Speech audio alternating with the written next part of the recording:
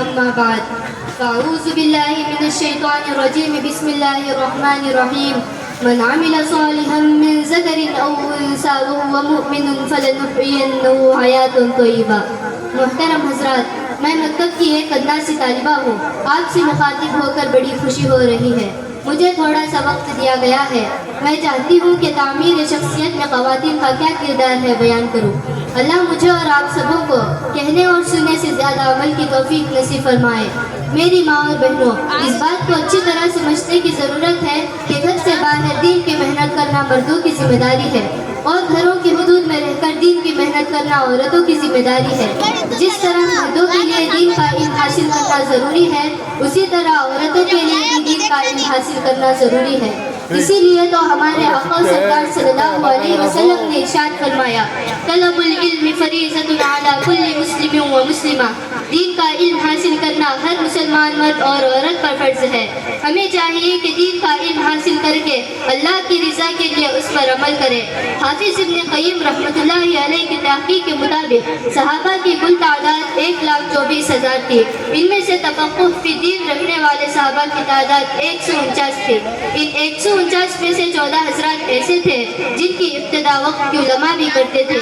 ان 14 شخصیات میں سیدہ عائشہ رضی اللہ عنہا کا نام بھی شامل ہے. گویا دین کا علم رکھنے والے چوٹی کے صحابہ میں عائشہ صدیقہ بھی شامل تھی. بڑے بڑے جید صحابہ پردے کے پیچھے سے آپ کی ازدواجی زندگی کے متعلق مسائل پوچھتے تھے اور عائشہ رضی اللہ عنہا تسلی بخش جواب دیا کرتی تھی.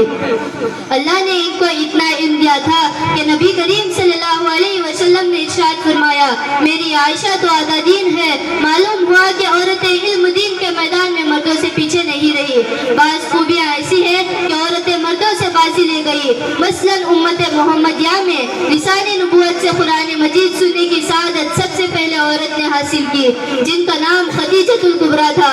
اسی طرح جب حضور نے نبوت کا دعویٰ فرمایا تو سب سے پہلے جس کی نظر آپ کے چہرے پر پڑی وہ مرد نہ تھا بلکہ ایک عورت حضرت خدیجہ تھی.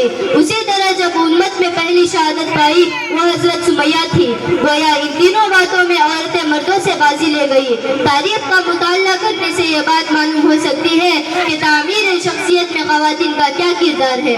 چنانچہ ہر کامیاب مرد کے پیچھے آپ کو کسی نہ کسی عورت کا کردار نظر آئے گا.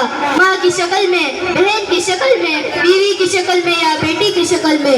دنیا کا کوئی کامیاب انسان ایسا نہیں جس کے پس منظر میں کسی عورت کا کردار نظر نہ آتا ہو. نبی کریم صلی اللہ علیہ وسلم کی کامیاب زندگی کے پیچھے آپ کو خدیجۃ الکبریٰ رضی اللہ عنہا کا بے مثال ایثار و تعاون نظر آئے گا.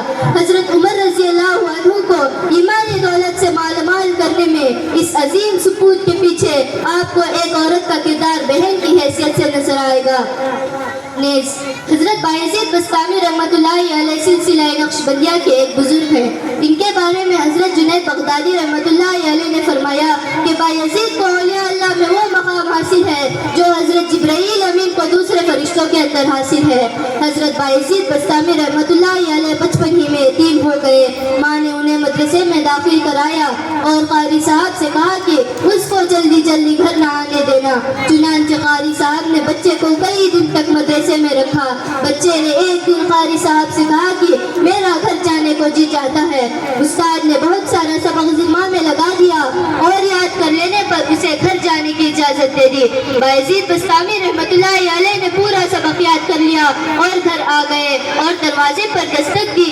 اس وقت ان کی والدہ وضو کر رہی تھی. وہ دستک سے پہچان گئی کہ بیٹا دروازے پر ہے، مگر پھر سوچنے لگی کہ اگر آج دروازہ کھول کر اسے گھر میں داخل ہونے دیا تو بچے کو گھر آنے کی عادت پڑ جائے گی اور مدرسہ نہیں جایا کرے گا. چنانچہ دروازے کے قریب آ کر کھڑی ہوئی اور پوچھا، دروازہ کس نے کھٹکھٹایا ہے؟ جواب ملا، بایزید. والدہ فرمانے لگی، ایک میرا بھی بایزید تھا جسے میں نے اللہ کے دین کے لیے وقف کر دیا. تو کون بایزید ہے جو میرا دروازہ کھٹکھٹا رہا ہے؟ بچہ سمجھدار تھا، پہچان گیا امی چاہتی ہے کہ میں دین کا علم حاصل کروں، لہٰذا وہ واپس لوٹ کر مدرسے میں آ گیا اور پھر مدرسے سے اس وقت نکلا جب وہ عالم اور فاضل بن چکا تھا. سبحان اللہ، اتنے بڑے ولی کو ولی بنانے میں آپ کو ایک عورت کا کردار ماں کی حیثیت سے نظر آئے گا.